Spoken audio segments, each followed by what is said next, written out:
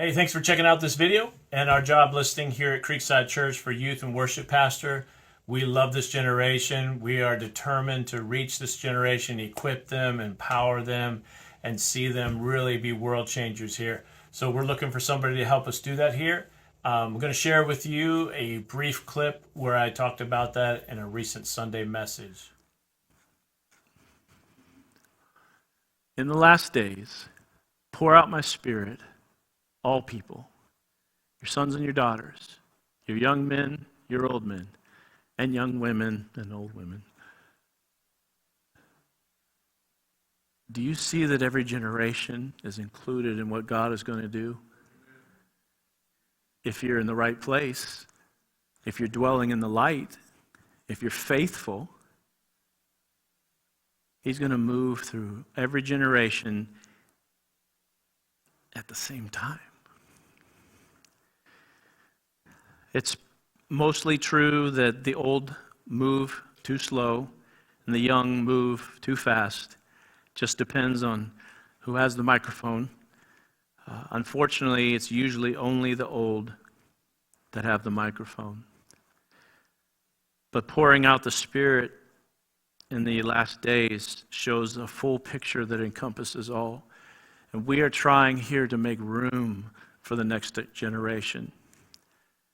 And there's a lot of work that needs to be done. I'm not giving up on this generation, are you? But Samuel, in this moment, he needs Eli for wisdom and discernment. Samuel still needs Eli in this moment, despite what's going on in Eli's life. Eli also needs Samuel to hear what has become unhearable. Do you see how the different generations need each other?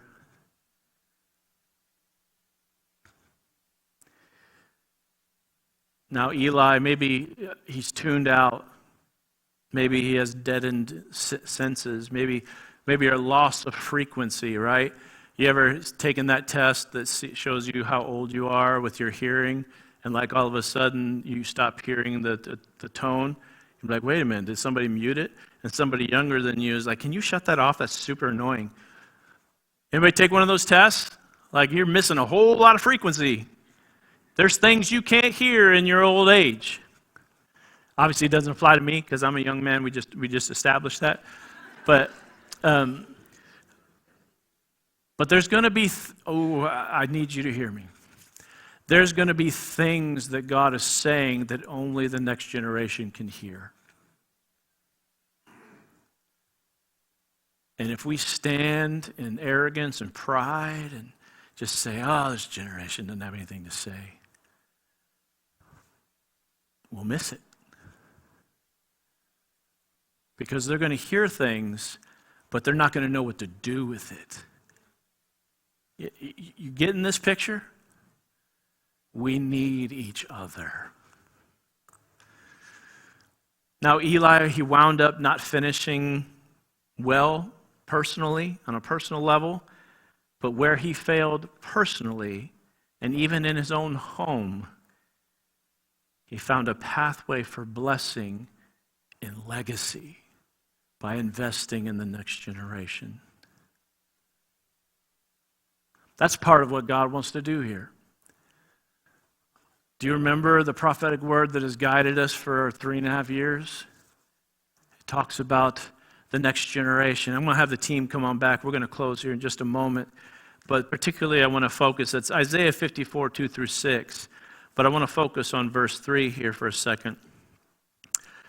As God raises up new leaders this year to accomplish His will, we need to be collectively moving forward.